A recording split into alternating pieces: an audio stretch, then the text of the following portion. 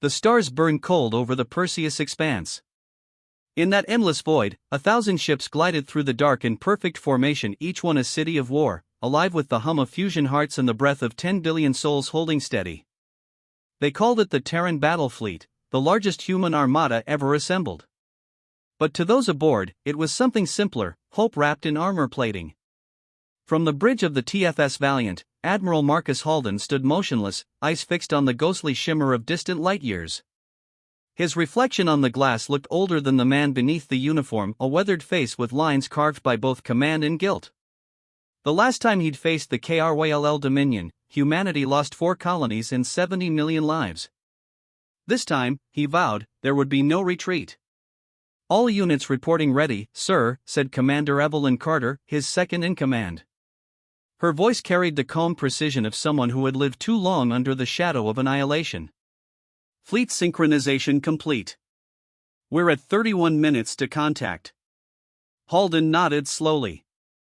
31 minutes to decide if humanity deserves to survive. The KRYLL didn't communicate. They didn't negotiate. They simply devoured, consuming the metals, organics, and atmospheres of entire worlds. Every encounter ended with silence and ash. No one knew what they looked like beneath their armor. No one ever captured one alive. The Valiant drifted at the center of the Sigma formation, surrounded by dreadnoughts and carrier wings stretching across millions of kilometers. The tactical holograms painted the void with blue and red light, beautiful, clinical, and utterly inhuman. Somewhere among those icons were friends, families, entire lives compressed into a pixel of light. Carter glanced toward him. "You really think they'll come here? The scans show nothing." "They're already here," Halden murmured. "They're always already here." Outside, the stars flickered once, twice. The comm channels hissed with static. A low vibration pulsed through the hull, so faint it might have been the heartbeat of space itself. Then came the first scream. Not from human voices, but from the sensors, wailing in frequencies that made the bridge lights dim. The tactical map exploded in crimson. "Contact." Multiple signatures, no, hundreds. "They've broken through the veil," shouted Tactical Officer James Ortiz, hands flying across the console. "They're using phase distortion, just appeared right on top of our outer perimeter." The screen filled with red markers, dozens, then hundreds, forming impossible geometries. KRYLL warships, black, spine things that shimmered like liquid obsidian. They didn't burn engines, they bled light, twisting physics in their wake. "Sound battle alert." Halden's voice thundered through the comm grid. "All wings deploy. Carrier groups Theta and Epsilon, launch fighters, and maintain line. Artillery platforms, full charge on rail batteries." The ship roared to life. Bulkheads sealed, alarms blared, and pilots sprinted through the corridors. Through the transparent dome above the bridge, they could see the first waves of the KRYLL descending like an eclipse. The first salvo came without warning, a wave of violet energy tearing through human formation Delta 7. Ships that had existed for decades were erased in the span of a heartbeat, their vaporized hulls scattering like dust. Halden didn't flinch. "Return fire. Everything we have." Blue plasma lances arced from the human fleet, ripping across the void. Dreadnought cannons thundered. Torpedoes screamed through space like falling stars. The Warzone became a storm of light and death, silent to the human ear but deafening in its beauty. On board the Valiant, Carter braced herself as the deck trembled. "Forward shield integrity at 78%. Reallocate power from aft." "Keep us in the fight," Halden barked. A blast hit them broadside, hurling sparks from the control panels.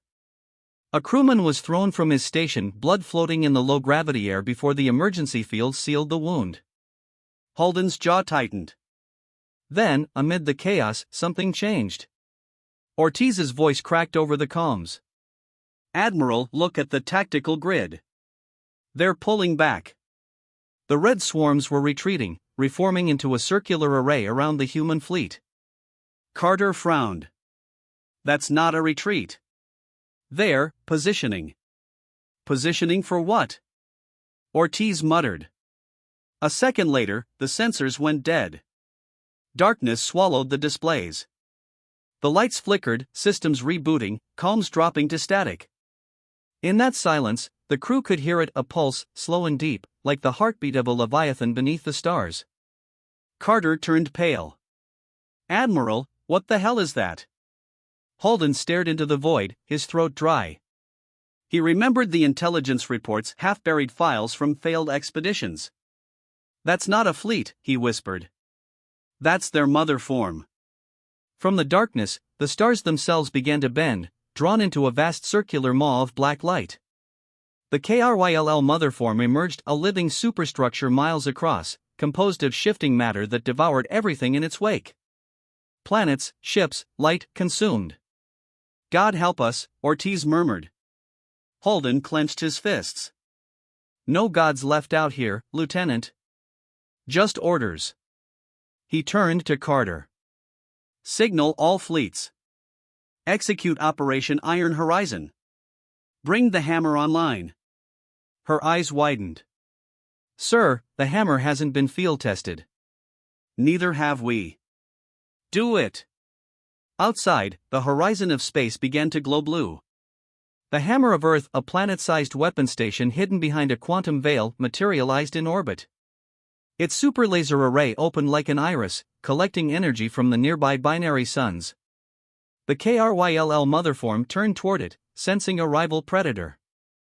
Holden looked out the viewport one last time. "For Earth," he whispered. The hammer fired. The beam that followed wasn't light, it was annihilation incarnate. It cut through the void and struck the motherform dead center. The explosion lit the Perseus expanse brighter than a sunrise, burning shadows into every ship's hull. When the light faded, the KRYLL fleet was gone. So was half of the human one. The silence afterward felt heavier than any sound. Carter stood beside Holden, eyes reflecting the fading light of the explosion. "We won," she said softly. Holden didn't respond. His gaze lingered on the ashes of his fleet, their people, their sacrifice. "No," he whispered. "We survived." And somewhere, deep within the debris field, a faint, rhythmic pulse echoed, too slow to be human. The Perseus expanse was silent again. At least, that's what the instruments said. But silence in space meant nothing, it was a lie born of vacuum and static, and Admiral Marcus Holden knew it. The fleet floated in the wreckage of its own victory, surrounded by the drifting carcasses of human and KRYLL vessels. The warzone that had once been lit by blinding fury now looked like a graveyard. Half of humanity's greatest armada was gone. The TFS Valiant drifted amid a haze of shattered hulls and frozen debris. Searchlights swept over twisted metal, fragments of names once proud: TFS Iowa, Vanguard, Horizon's Edge. Every name a ghost now. Commander Evelyn Carter walked the bridge in silence, her uniform torn, her eyes hollow but alert. "Rescue shuttles report 12,000 survivors so far," she said quietly. "Another 7,000 unaccounted for." Holden stood by the viewport, his hands clasped behind him. "Out of 300,000. No one answered." The bridge crew moved with mechanical focus, numb, efficient, stripped of emotion. The adrenaline of victory had faded, leaving only the ache of loss and the eerie question: had they truly won? Communications Officer Leah McKenna broke the silence. "Admiral, Command is requesting a status report. They're patching through from Luna Prime." Holden exhaled slowly. "Put them through." The holographic screen flickered to life, revealing Fleet Marshal Raymond Stokes, his stern face cast in the cold light of an Earth defense bunker. Behind him, maps of the outer colonies blinked with alerts. "Admiral Holden," Stokes began, his tone clipped. "We've received confirmation of the KRYLL's destruction. The hammer's activation was successful." Holden's expression didn't change. "If you call this success, sir." Stokes narrowed his eyes. "You did what had to be done. The mother form is gone. Humanity holds the field." "The field," Holden said dryly, "is a tomb." The silence that followed felt like a gulf between them. Stokes finally spoke again, more measured this time. "You'll return to Seoul for debriefing. Command wants every byte of sensor data, every hull fragment analyzed.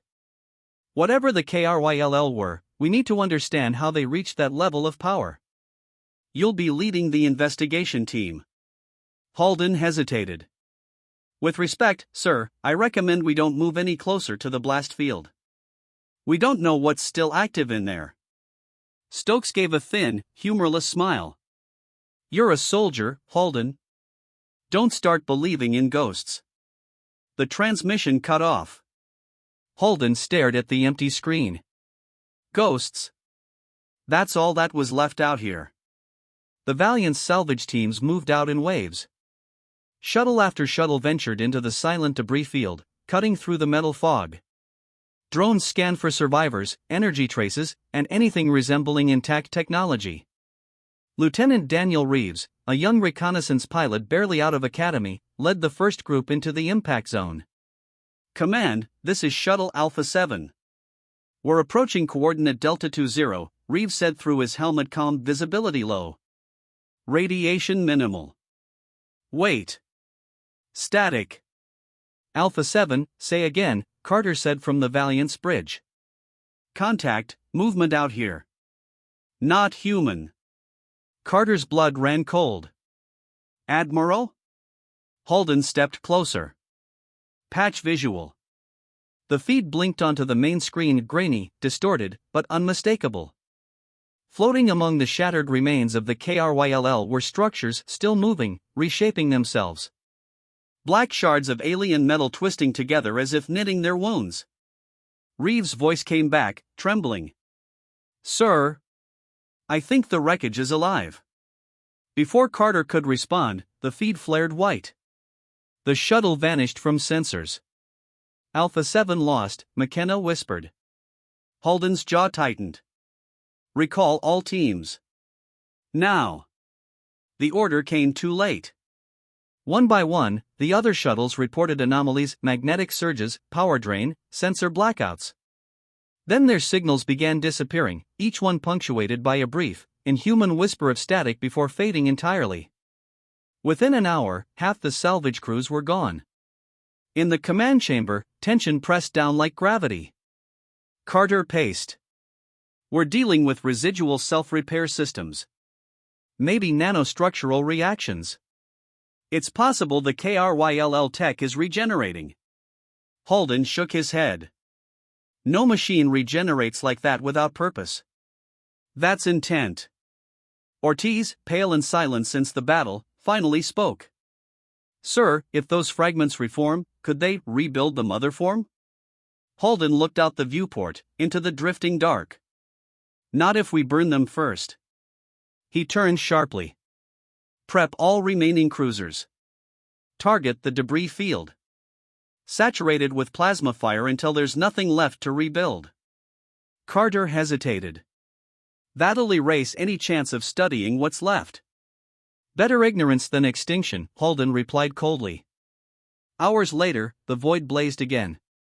Columns of fire tore through the wreckage, consuming the fragments of both KRYLL and human ships alike. Explosions rippled silently across the expanse. From orbit, it looked like a funeral pyre. Yet even as the plasma storms raged, McKenna's trembling voice rose from her console. Sir, new energy readings. They're beneath the debris field. Show me. The holographic display shifted. Beneath the burning ruins, a structure glowed faintly blue, vast, circular, ancient. Not KRYLL. Not human. Carter whispered, what in God's name is that?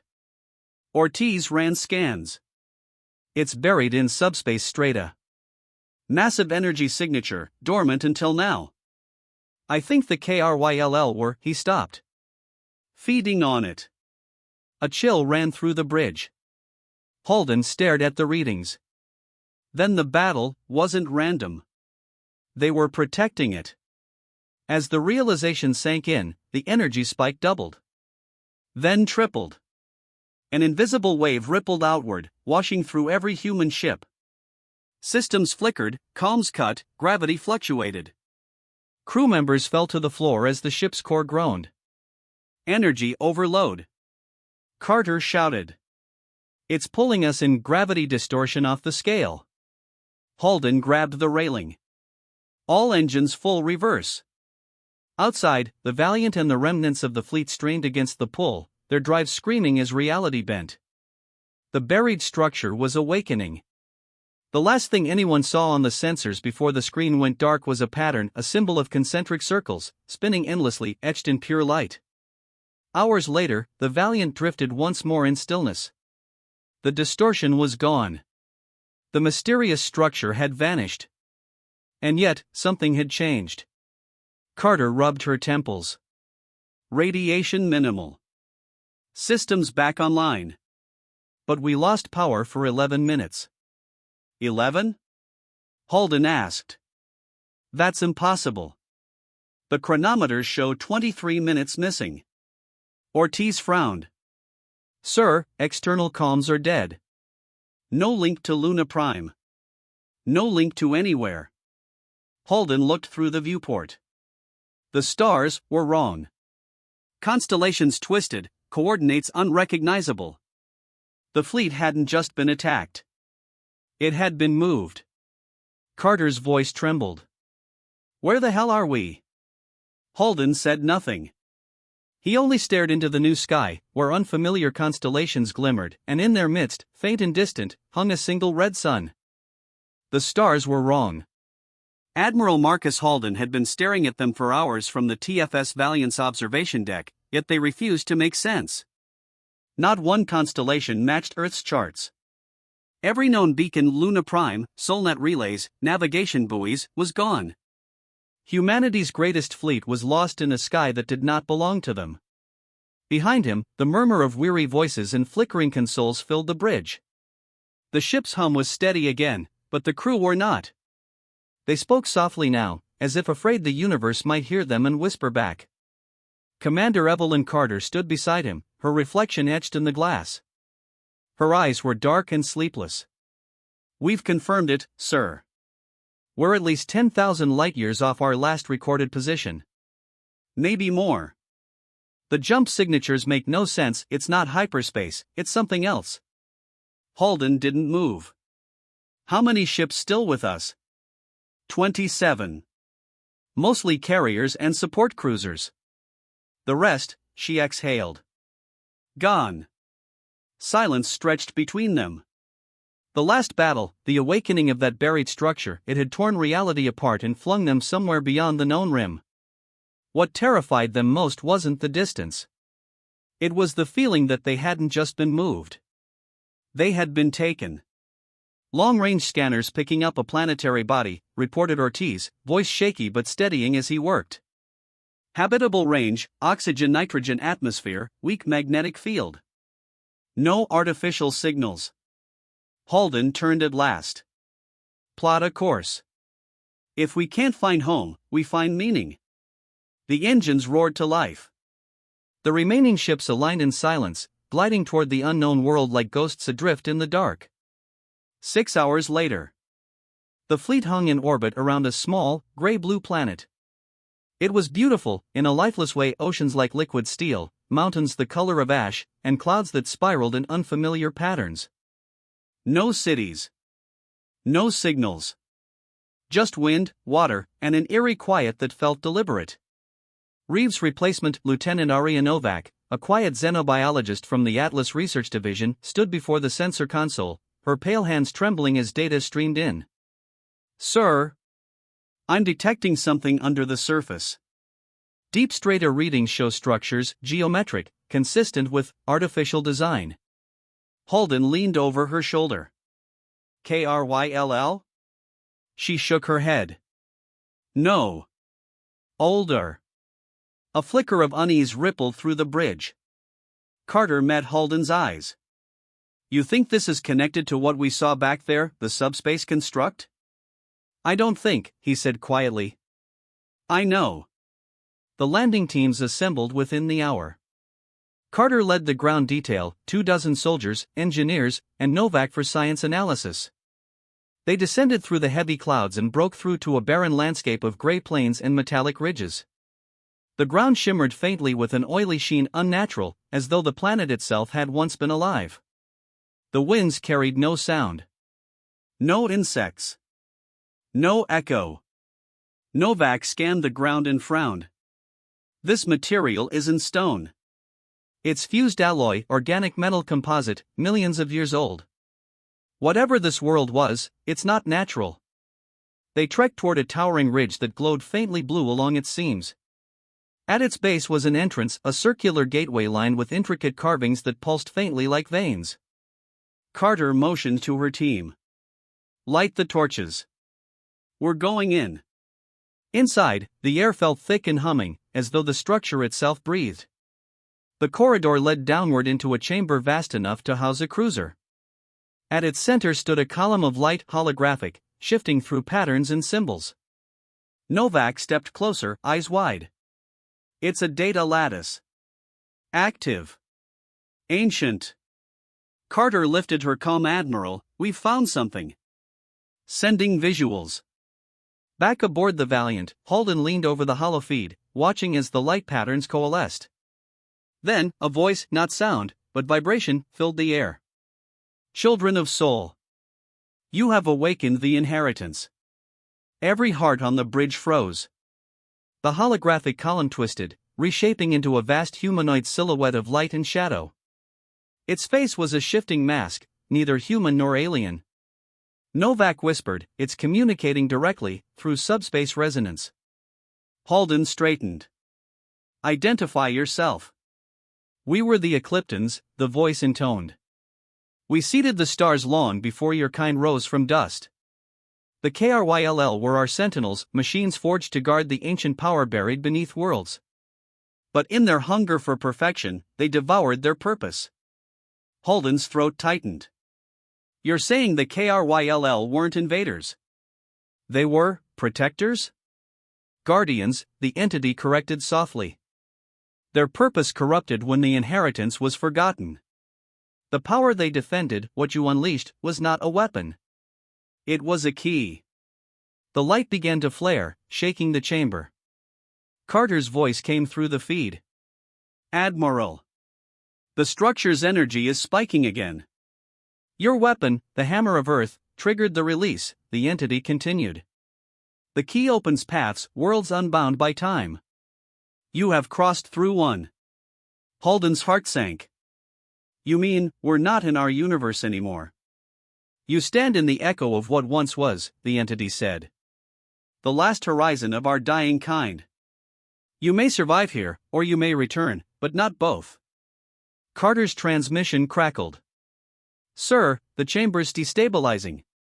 We have to move. Holden clenched his fists. Pull them out. Now. The feed exploded into static. Moments later, the Valiant's scanners detected a massive energy flare from the planet's core. Then silence. Admiral, McKenna whispered. No signal. The landing team's gone. Hours passed. The crew worked without words, repairing what systems they could. No one spoke of Carter or the others. The ship's lights dimmed to conserve power. The stars outside glimmered like the eyes of gods long dead. Holden sat alone on the bridge, the weight of command pressing on his chest. They had followed orders, defended humanity, and destroyed the KRYLL only to awaken something far older. Something that had judged them unworthy of what it guarded. Ortiz approached quietly. Sir, we found something in the debris field. A signal beacon. Faint, but it's human. Holden straightened. From Carter? Ortiz shook his head. From Earth, sir. It's faint, distorted, but it's there. Holden froze. From our universe? Yes, sir. The signal's coming from a spatial rift forming near the planet's orbit. Short-lived, unstable. Holden rose slowly. He could see it through the viewport now, a flickering tear of blue light against the void, pulsing like a heartbeat. Home, maybe. Or the illusion of it. McKenna turned. If we go through, we might make it back. But if it collapses before transit, then we die trying, Holden finished softly. He looked around the bridge, the faces of the survivors, hollow but unbroken. Men and women who had seen the end of the known world and still held the line. Set course for the rift, he ordered. The engines flared to life one last time. The fleet aligned in silent formation, their hulls scarred and their banners torn, but still, they moved as one. Toward the shimmer of home. As they neared the breach, Halden's calm flickered, one final whisper through the static. You cannot destroy what was never alive. The voice of the entity, faint and fading. But you may yet learn to live beyond destruction. And then the fleet crossed the horizon. Light consumed them, bright as the dawn of a new world. When the light faded, the Valiant drifted once more among familiar stars. The blue glow of Earth filled the viewport. Communications relays crackled with human voices, real, living, disbelieving. Carter's name echoed in Halden's mind, carried on the hum of the engines and the silence between stars. They had made it back. But they had left more than lives behind. As the crew celebrated, Halden turned his gaze toward the distant rim of space, where faint ripples of light still shimmered, the doorway they had passed through, closing forever. He whispered to himself, almost too quietly to hear. We won a war we never understood. And we'll pay for it, one dawn at a time. The stars outside seemed to flicker, as if in reply. Then, at last, the Valiant set its course for home.